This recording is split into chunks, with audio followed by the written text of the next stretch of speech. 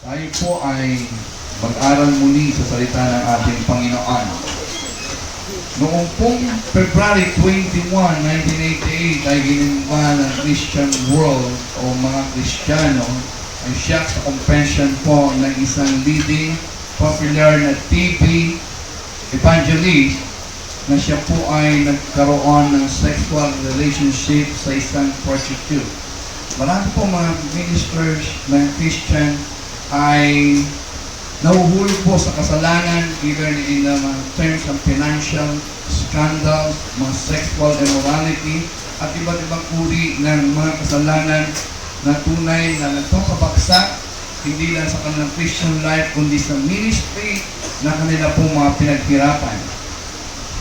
Maaari po natin isipin bakit alam naman nila, nagtuturo naman sila ng salita ng ating Panginoon na ito ay mga kasalanan. Pero siguro maaari po tayong magtanong, bakit sila na tingin natin ay spiritually matured at matibay sa pananampalataya ay nahuhulog pa rin sa kasalanan? O maaari ang tanong po natin sa umagang ito ay, why does God allow good men to fall? Bakit nga ba hinahayaan ng ating Panginoon, ng ating Diyos, na ang mga bagay na ito, na mga kasalanan na ito, ang mga nangyayaring ito ay hinahayaan niyang mangyari lalo't higit sa mga lingkod ng ating Panginoon? May mga tututunan po tayo sa mga nangyayari po sa mga bagay ito. Alam po na maaari alam po natin ang sagot. Kung ano po yung matututunan natin. Maaari sabihin natin, God allows good men to fall into sin upang ang bawat isa sa atin ay matuto at wag na maulit ito yung same mistake na kanilang nagawa sa kanilang mga buhay. O maaari tayo pong makakuha ng aral sa kamalian ng isang tao. Kaya nga po sabi po ni Pablo sa 1 Corinthians chapter 10 verse 11, sinaysay niya yung istorya ng mga Hudyo na sila po ay nasa ilan. Ang sabi nga doon, kaya daw po nasulat ko, sabi nga po dito, ay nangyari to sa kanila bilang babala sa iba at nasulat upang turuan tayo ng mga inabot ng huling panahon. Upang turuan daw po tayo. Upang maging isang lesson sa bawat isa natin. Makikita po natin yung mga man of God na bumaksak sa kasalanan. Si Noah po ay nagpakalasing at fall into sin of incest. Si Abraham po, nung siya ay nalagay sa isang kalagayan, ay nagsinungaling po siya tungkol sa tunay niyang relasyon kay Sarah.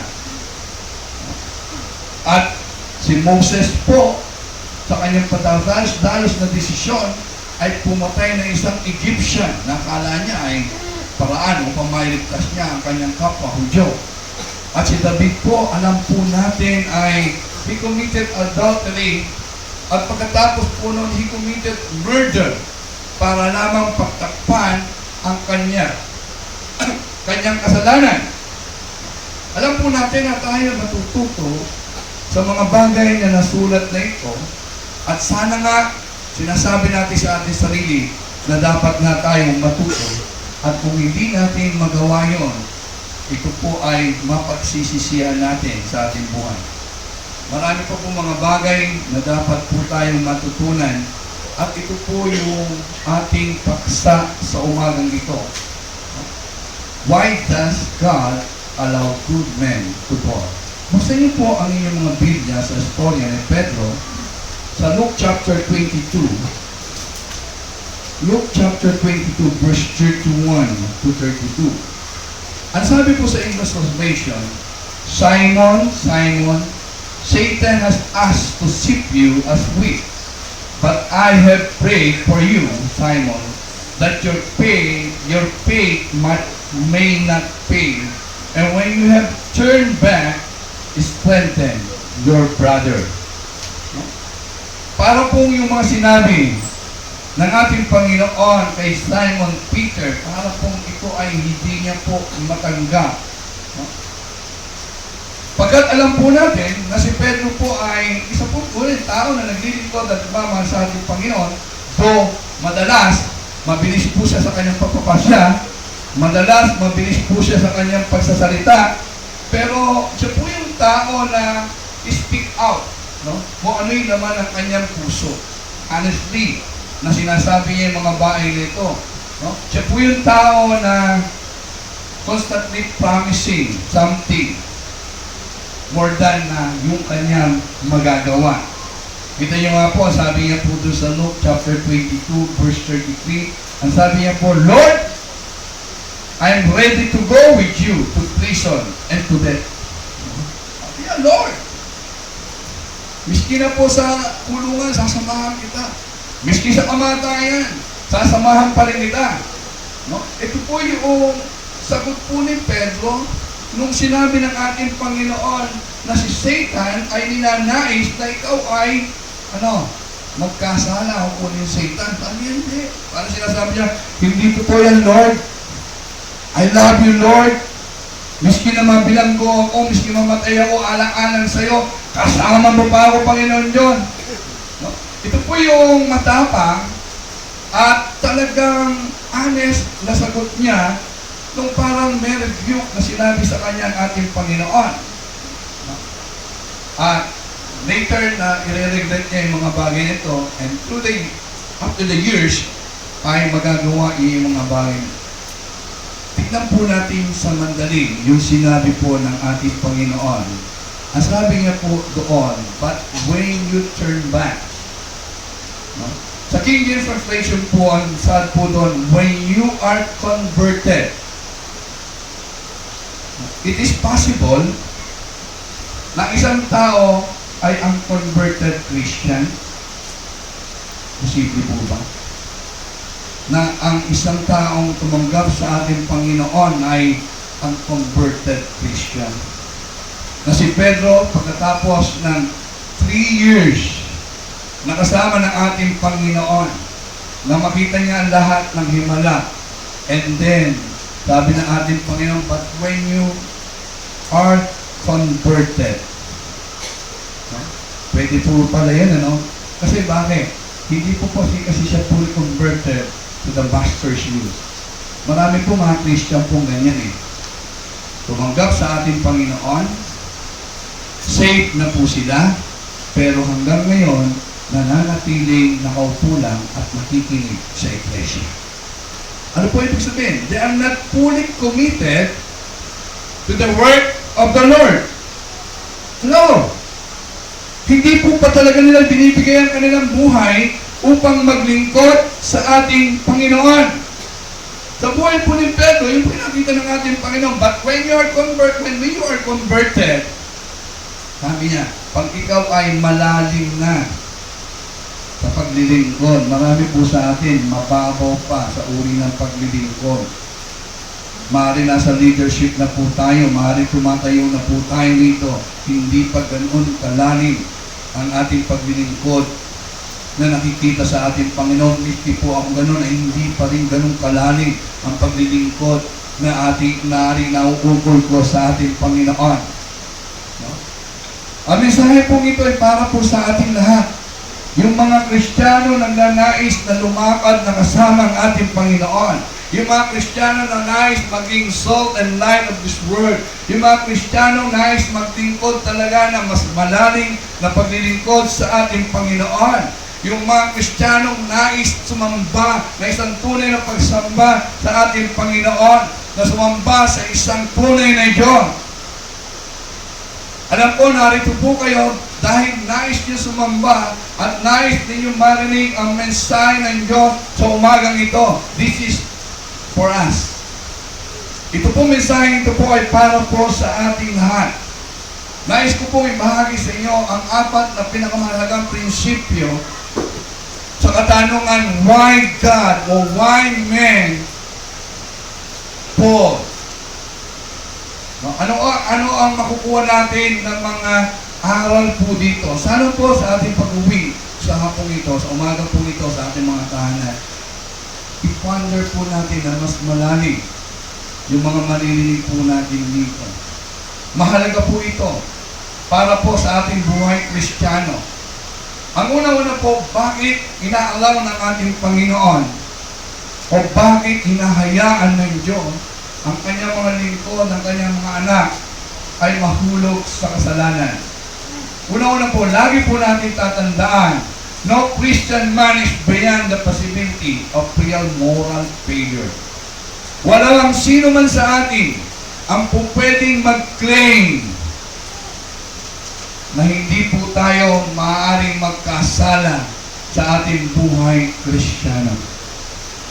Maaari po kayo matagal na sa inyong pamumuhay, pero meron pa rin po tayong kapasidad na mahulog sa kasalanan. Ang sabi po ng ating Panginoon kay Pedro, Peter, Satan had asked to sift you like a wheat. No? Sa other translation po, ang sabi, Satan has demanded, Satan has desired, Satan has claimed the right. Humingi po ng permiso. Why Satan asked? Dahil alam po natin, hindi magagawa ni Satanas ang anumang nais niyang gawin sa isang anak ng Diyos without God's permission. Hello? Kaya sinasabi niya sa Panginoon, sinasabi niya na nakunin niya si Pedro. Kailangan hayaan siya o allowed siya ng Panginoon upang ang gawain niya ay magkaroon ng katuparan sa buhay ng isang Kristiyano. At hindi niya po kailanman magagawa ng bagay na mangkubigan niya sa isang tunay na lingkod natin. Remember the story of Job? Sa Job 1:12, hindi po ba?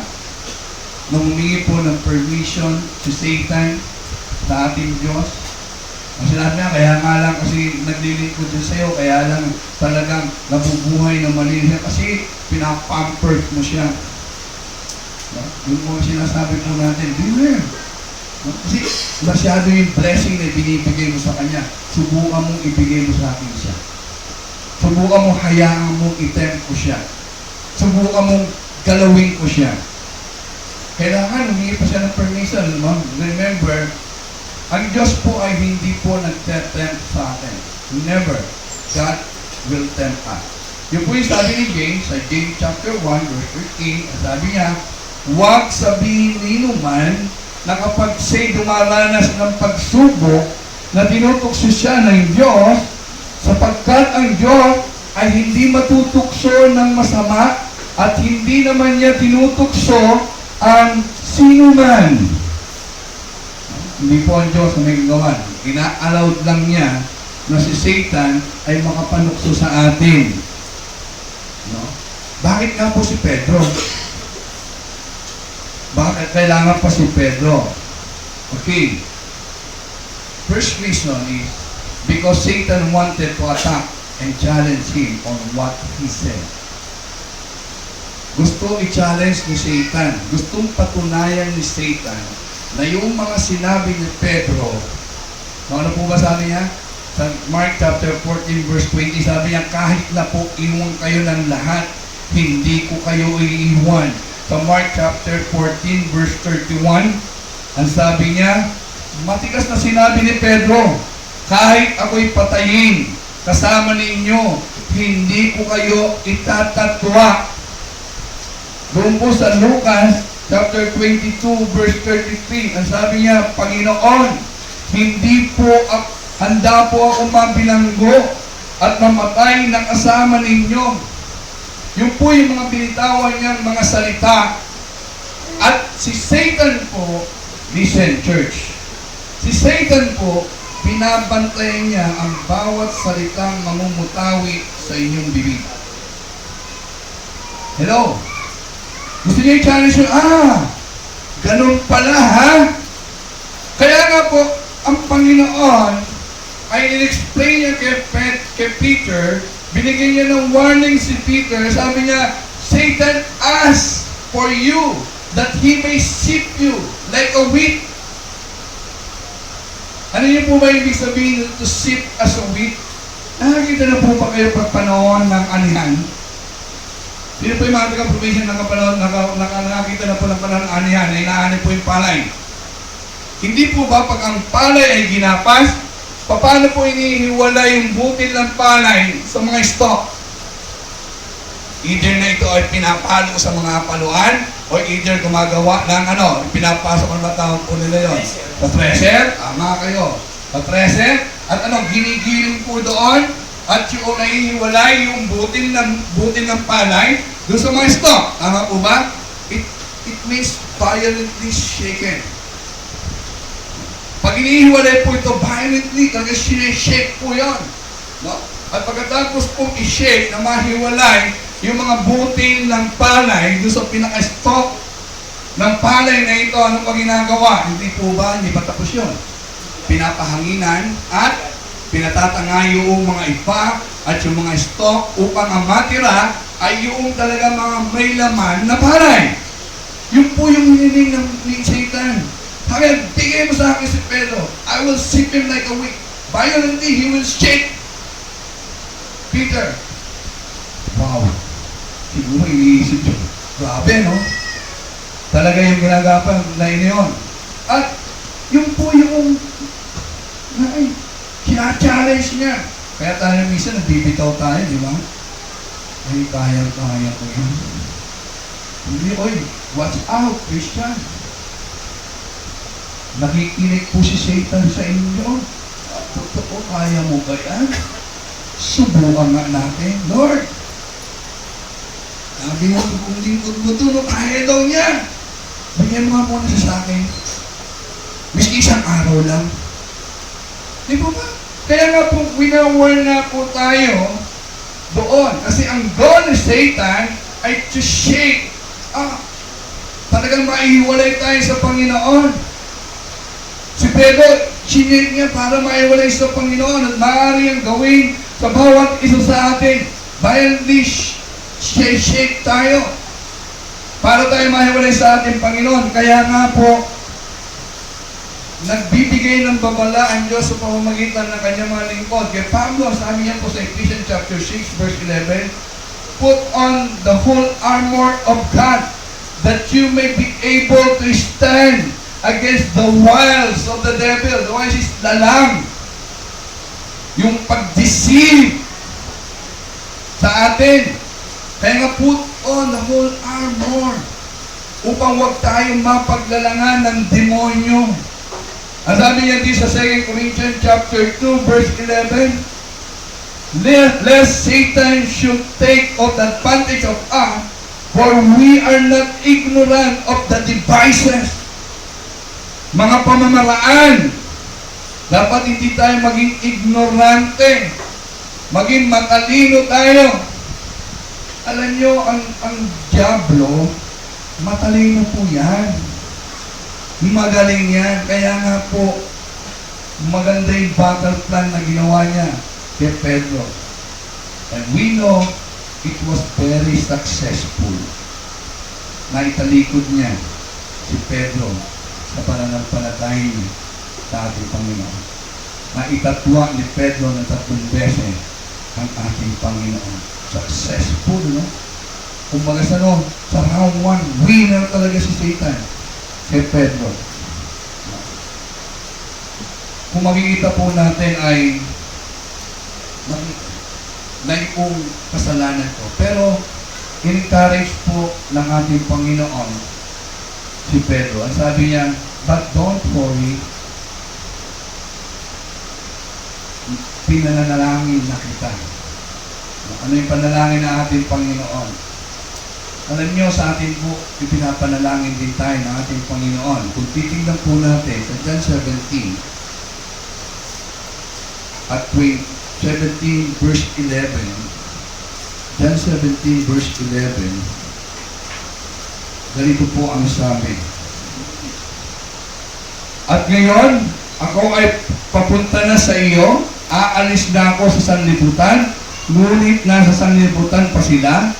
Amang banal, ingatan mo sila sa pamamagitan ng kapangyarihan ng iyong pangalan. Pangalan ibinigay mo sa akin upang sila'y maging isa kung paano tayo iisa. So verse 20 po, ang sabi, hindi lamang sila ang dinadalangin ko, kundi pati ang mga mananalig sa akin dahil sa kanilang pahayag. Ano yung nag-intercede? Sabi ba, ingatan niyo po sila, Panginoon.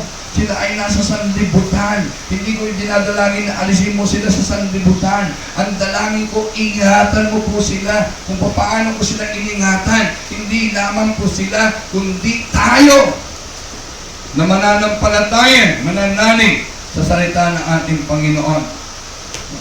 Ipinanalangin ng ating Panginoon na si Pedro ay huwag siyang malaglag ng tuluyan.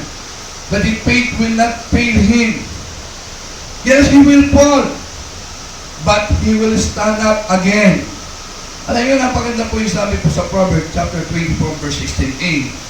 For though a righteous man falls 7 times, he rises again.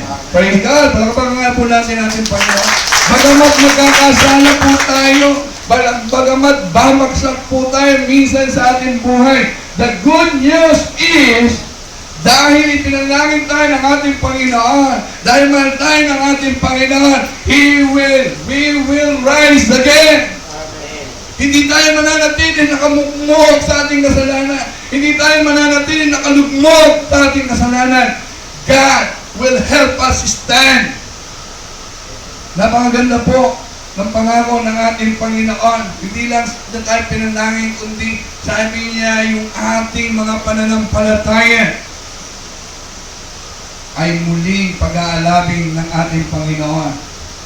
Yes, sa ating Christian faith, madalas po sinasabi, we will experience trial. Hindi po maalis niya sa atin. Kaya nga po sinasabi, ang pagiging isang Kristiyano ay hindi lahat ay bed of roses. Hindi po lahat ay blessing. Hindi po lahat ay kaligayahan. Hindi po lahat ay masaya. Meron din mga luha. Meron din sakit ng loob. Kaya pinauna po yan. Kaya sabi po sa 1 Peter chapter 6 verse 7. 1 Peter chapter 1 verse 6 and 7. So verse 6 sabi po, ito yung dapat nyo ikagala. Bagamat maaari magdanas muna kayo ng iba't ibang pagsubok sa loob ng maikling panahon. Ang ginto na nasisira ay pinaraan sa apoy upang malaman kung talagang dalisay. Gawin din naman ang iyong pananampalataya na higit kaysa ginto ay pinaparaan sa pagsubok upang malaman kung talagang tapat. Sa gayon kayo papupurihan, dadakilain at pararangalan sa araw na mahayag si Jesucristo. Praise the Lord. Malayo pa lang, binibigyan tayo ng babala. Bakit hiniling ni Satan si Peter? Satan asked for Peter because he is the leader. He is the leader. Alam po natin, maaaring ang lahat ng mga Kristiyano ay magkasala, pero hindi po kasing grame ng epekto na kung ang isang leaders of the church, pastor of the church, will fall into sin. Kita po natin kay Jesus Wagag na hati po yung congregation. Marami po ang nawala.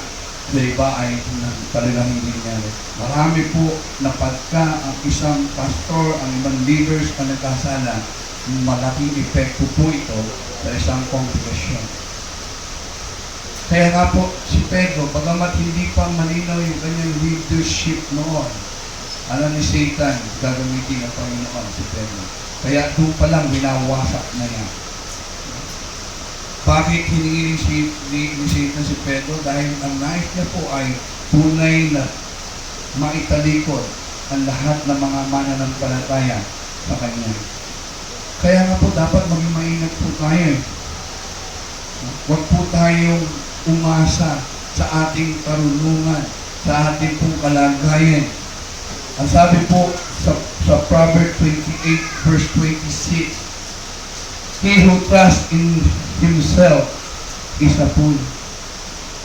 Huwag daw po tayo magtiwala sa atin. Kaya natin yan. No? Kaya sabi po ni Pablo sa 1 Corinthians chapter 10 verse 12, so if you think you are standing firm, be careful that you don't fall.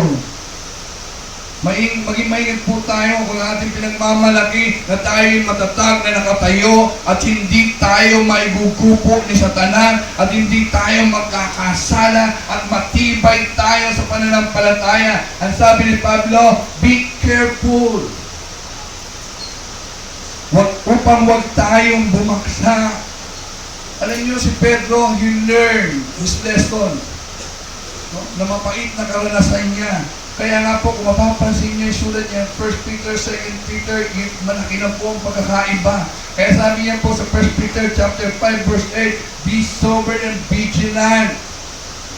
Your adversary, the devil, no, is prowling like a lion. Naghahanap kung sino ang kanyang masisila. Maging maingat po tayo. 24/7 sa Satan, nakabantay po sa inyo. Naghihintay ng pagkakataon na kayo'y malingat at kayo'y sasakmalin. Kaya hindi po pwedeng magpapetik-petik sa ating pananampalataya. Sabihin, kaya ko yan. Matibay na to, oy. Watch out. Satan is watching your work. And then, yung mga pinagmamalaki nyo, yung kayo susubukin. Kung ano po, bakit po? Kailangan may pong lesson natin. Sabi po, Satan often attack us at the point of our strength, not at the point of our weakness. Baliktad po ito sa mga wise strategy. Si Satan po, kung saan ka pamalakas, ay dun tayo ina-atake ni Satan. Wow, bakit? Bakit hindi sa weakness po natin? Hindi po ba? Kung titignan po natin, sabi po ni Pedro, sa Mark chapter 14 verse 29, na even if all fall away, I will not. Ito niya, kung maaari po natin tanungin si Pedro 6 hours before yung kanyang denial. Sasabihin po, kung tatanungin natin, ano ba pinaka-matibay mong characteristic bilang isang linggo? Maaari sabihin yung boldness ko, no? Yung courage ko, yung faithfulness ko. Pero nalaglag po siya doon, ano? Sa kanyang sinasabi. Maaari sabihin, kaya-kaya ko yung mga bagay niya. Pero when Satan attacks, lagi po natin tatandaan, suddenly, swiftly, without knowing it, nahulog tayo sa kanyang lips. Nung umatake po si Satan sa kanya, yung matibay niyang pinanandigan, parang mantikingan na tulang na sumunod siya sa diniligta ni Satan. No. Okay. Paano po umatake si Satan? Doon po sa kanyang kalangkasan. Ang guarded po kasi si Pedro po doon. Kasi yun yung strength niya. Minsan ang binabantayan po natin talaga maigi yung ating weakness. Tama po ba? Yun yung pinapanalangin natin, yun yung talagang iniingatan natin, yun ang pirmi natin binabantayan. Pero doon sa mga strongest point ng ating Christian life, napapabayaan po natin talaga yun. Kita niyo nung matake po si Satan sa kanya, ano po ang kalagayan ni Pedro? He was depressed po siya. Amen? Kasi, nung datakpon pa lang ng ating Panginoon, tinatap na nga yung tenga noong isa. Sumaltos, ano po ba? Sinuli ng Panginoon. Hinayaan ng Panginoon yung sarili niya, dalhin doon. Kaya po si Pedro, nung sumusunod siya sa ating Panginoon, malayo kay Kristo. And he was all alone. Di po ba? Pag nandito po tayo sa congregation, we feel the strength of the power of the Holy Spirit. Di po ba? Talagang parang hindi tayo kayang atake. Yes, because nasa congregation po tayo. Nandiyan po yung mga kapatid po sa atin. Pero nung tayo mamatay ko si Satan, wala pong alalay na magpapaalala kay Pedro. He was all alone. By himself. He felt helpless. At tapos malayo yung pagkakasunod niya sa ating Panginoon. At kung po siya inatake ng ating Panginoon, where he fled, na sinumpa niya, nasasama siya sa bilangguan. Miski mamatay pa siya. Kaya nung kumprontahin po siya noong servant girl, naglumo siya. Hindi niya kinilala ang ating Panginoon. Sumumpa pa siya na talagang hindi niya kilala ang ating Panginoon. Maaari po magtaka po tayo. Pero yan po is natin yung Satan. To attack us in our strong point. Ating character as a Christian. Minsan kasi left unguarded po yun. Kasi malaki na tiwala mo sa sarili mo. Hindi mo na binabantayan. At pag ikaw ay nalinga, watch out. Nandyan na si Satan. Watch out. Put the red flag. There's danger ahead. No? Kailangan po natin maingat. Kailangan po natin maging mapagbantay. Huwag po natin take for granted. Maaaring minsan doon tayo sa area ng malakas, huwag po natin baliwalain. Maging mapagbantay pa rin pa tayo. Kailangan po natin talagang tignan. Kung nangyari po ito kay Pedro, take note, church. Si Pedro po, 3 years in person. Nakasama niya ang ating Panginoon. He was personally taught by Jesus Christ. Nakita ng kanyang mga mata ang mga milagrong ginawa ng Diyos sa pamamagitan ni Kristo. Naramdaman niya ang kapangyarihan ng ating Panginoon. Personal silang naroon nakasama ng ating Panginoon. Pero, ano po ang nangyari? Nalaglag pa rin si Pedro. Kaya hindi po natin pwede pagmalaki ang mga bagay na meron tayo. Watch out. Kaya sabi ng ating Panginoon sa mga sabi niya, ano tutulog-tulog kayo? Watch out and pray. Watch and pray. Your spirit is willing, but your flesh is weak. Minsan, nababaliwala po natin yun. Kaya sabi po ni Pedro, be self-control, be alert, be vigilant, be sober. Minsan nakakalimutan po natin. Maatake po si Satan sa lugar na kung saan tayo ay malakas. Akala natin ay malakas. Pangatlo po, God allows us to fall in order to strip away our excessive self-confidence. Hinahayaan tayo ng Panginoon na malaglag sa kasalanan upang yung pagtitiwala natin sa sarili, yung sobrang tiwala mo sa sarili mo, ay mawala. Mawala. Never again na pwede ipagmalaki ni Pedro yung gabing ipagkanulo niya ang ating Panginoon. Never again na masasabi niya na siya ay mas magaling kaysa sa kanyang mga kasamang alagad at that time. Di ba sabi niya, kung iwanan kayo ng Panginoon, ako hindi mas matapat ako kaysa sa kanila. Mas matibay ako kaysa parang gano'n, nasa kaisipan niya, no? Handa ako mamatay. Handa ako mabilanggo. Kung sila iwanan kayo, mga tuwag kasi yan eh. Ako hindi. Pero, dahil nagkasalan po siya, yung kanyang pong pagmamalaki, yung kanyang self-confidence, never again, makikita po sa kanya. Ito po yung isang halaga na kanyang ipinayan upang makinig sa sinabi ng ating Panginoon sa kanya. Pinakunahan na po siya ng ating Panginoon, hindi ba?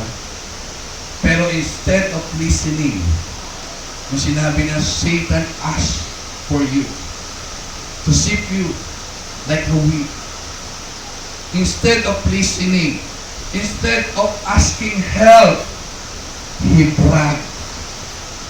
Nagmalaki pa siya. Hindi, Panginoon, hindi nangyayari. Sila ang maaari, ako hindi. hindi kita iiwanan up to the last drop ng aking. Andun yung pagmayabang niya eh. Alam niyo, isang magandang bagay na inaalala po ng Panginoon sa Kanya. Inaalala po natin po sa Kanya. Kasi, alam niyo po kasi, when we fall,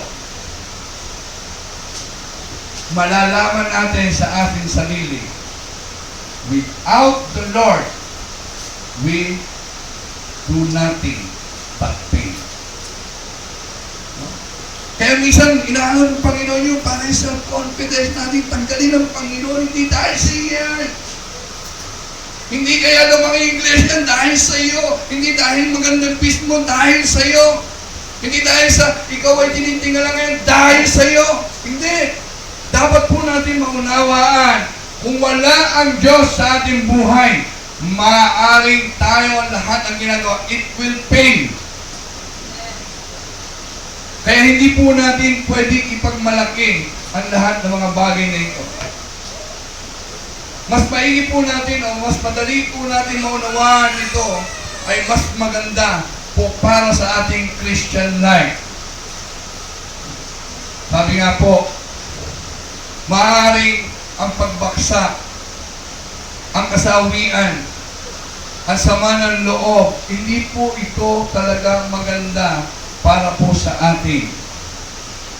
Ngunit kung itong failure na ito ang siyang gigising sa atin upang tayo ay tunay na magtiwala sa Panginoon, masasabi po natin na ito'y napakagandang gift coming from God. It's a wonderful gift coming from God. Sometimes po kasi we don't listen to the advice na Father, hala natin kaya po natin. Meron po kami isang kakilala. Pag sinasabi po namin yung kanyang kahinaan at kanyang kakulangan, hindi po niya maamin. Why? Ang sabi niya po kasi, kung ako ay may kasalanan, kung mali ang aking ginagawa, God will not bless me. God will not bless me. Amen. Kaya po, miski anong paliwanag, at miski anong sabihin, He will not listen. Sabi ko sa aming asawa, kaya na lang natin, ang Diyos na lang ang magtama sa Kanya. Mahirap po kasi yan eh. Kasi ikinokompara po natin yung blessing dahil sinasabi natin, natuwid tayo. That is self-righteous. No? Kailangan po natin manuha. I remember one time na sinabi ko po siya, God give us good things so that we will know His love and we will know yung goodness niya ay dapat lalong higit na maunawaan natin kung gaano tayo makasalanan sa harapan ng ating Panginoon. Kaya ang sabi naman ng isa, ayan lang natin siya. No, kasi pagka magkano kami, nagtatalo lang po kami. Remember, even when we fall, don't forget, God will redeem your mistake if you will let Him. Hello? No? Miski na bumagsak po tayo, ang Diyos ay nariyan upang tayo ay muling itayo kung hahayaan natin ang ating Panginoon. Tingnan niyo po ginawa po ng ating Panginoon kay Pedro. Hindi po niya kinriticize si Pedro. Di po ba? Kasi alam niya. No? Alam niya, tinuruan niya, kasama niya. Sa ministry, lahat. Sa pagkain, sa pagtulog, kasama niya. 24 hours. Kasama niya. Pero, nagkasala pa si Pedro. Pero, never na kinriticize niya si Pedro. Wala kayong narinig na sinumbatan niya si Pedro. Kasi sa chapter 21 ng John, nung muli po siyang inilagay sa ministry, never na sinumbatan niya si Pedro sa pagtatatwa sa kanya. Minsan po, yun po yung malaking pagkakamali ng maraming mga Christians and leaders of the church. Pagka ang isa ay nagkasala, ini-criticize. Kung tanda-tanda na sa Kristo. Hindi ba niya alam na kasalanan niya kanyang mga gulang? Hindi niya ba alam na dapat niya sigaw siya? At tagal-tagal niya. At dami lang alam ko siya. At dami lang. Alam niyo, yun po yung failure ng maraming Christians and even leaders of the church. Yung judgmental. Napakabilis po natin kumatol. Miski hindi po natin alam yung mga katotohanan na kapaloob para po. Pero ang ating Panginoon, miski si Pedro ni katiting na paninisi, wala po siyang nakita. Kaya nga po alam nyo, pinapaalalahanan po tayo ni Pablo sa Galatians chapter 6 verse 1. Ang sabi niya po doon, mga kapatid, kung may mahulog sa pagkakasala, kayong pinapatnubayan ng Espiritu ang magtuwid sa Kanya. Gawin niyo ito ng buong hinahon at mag-ingat kayo, baka kayo naman ang matukso. Ang sabi niya, gawin niyo ito ng buong hinahon. Huwag mong kagalitan. Huwag mong sermonan. No? Huwag mong sisihin. Ang sabi niya, kayo pinapatnubayan ng banal na Espiritu ay kayo yung magtuwid sa kanila. Ano, paano itutuwid? Huwag mong sigawan. Maging mahinahon tayo, ipaunawa natin sa Kanya. Yung mga bagay na yan, upang maunawaan niya. Ito ba? He never criticized Peter. Pangalawa po, Jesus never gave up on Peter. Hindi po siya tumalikod, hindi po niya hinayaan, hindi po siya nagkita. Talagang pinalok niya. Kaya sabi, alam niyo po, nai-deny po siya. Alam niyo po na talagang hindi magiging totoo ang mga sinabi ni Pedro sa kanya. Alam niya kung anong sasabihin at gagawin ni Pedro. Pero alam din ng Panginoon na pagkatapos ng mga pagkakasalang ito, kilala niya si Pedro na ito ay magiging matapat na lingkod ng ating Panginoon. Yung sinabi niya na hanggang kamatayan ay sasabihin niya at pasamayan ating Panginoon. Years later, ay nangyari po ito. At sabi nga po sa history, dahil hindi ang isip niya sa kanya sarili, hindi siya karapat-dapat na katulad ng kamatayan ng ating Panginoon sa Kristo, nung ipako po siya sa krus, nakatiwari. According to church history. Sabi niya, hindi karapat-dapat. Kaya po, nangyari po. At kilala ng Panginoon na pagkatapos na bumangon ni Pedro, ay magiging matapat na lingkod niya, magiging bold na lingkod niya, magiging matapang na lingkod niya ang ating Panginoon. Kaya nga sabi niya po doon, when, di ba?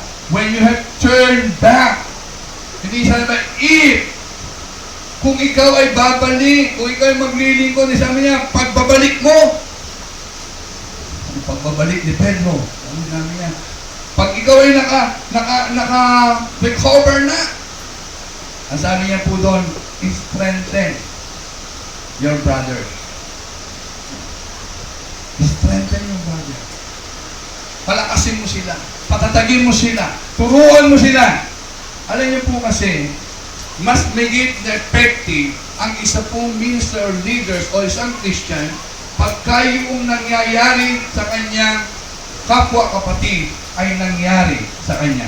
Tama po ba? Nakapanood po ako minsan sa personala, yung tinanong po yung batang DJ. Hindi po siya makapagbigay ng mabuti. Kasi na yung mga, ano ba yan, siya yung mga saan mo nagbibigay ng mga payo sa love.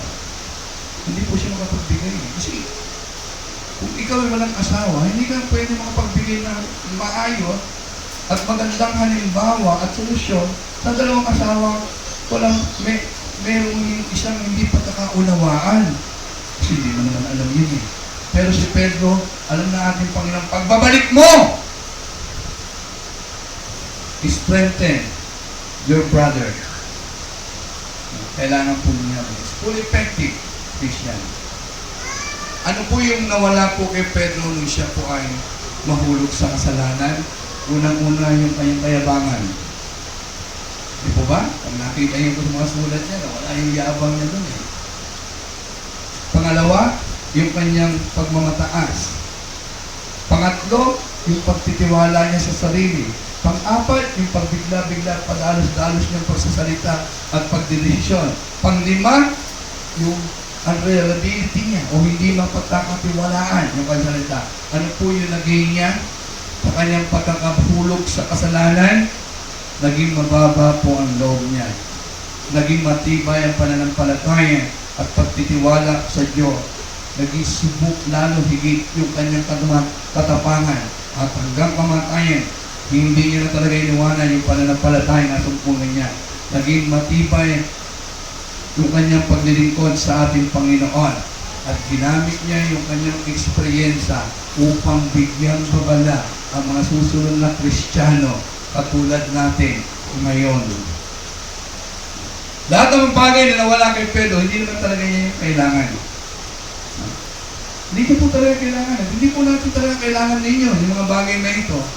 At siyang bagay na matagpuan niya, mahigit ang paglilingkod, yun ang isang mga dapat na makita sa mga lingkod ng ating Panginoon. Kung nais po natin magpagamit effectively sa ating Panginoon, God, ang ating Diyos, aalisin yung mga bagay na hindi natin kailangan sa ating paglilingkod. Kanina po ito maaari ma-apply sa ating Panginoon. Unang-una po, to all who are tempted. Sa lahat po na nakakaranas ng temptation.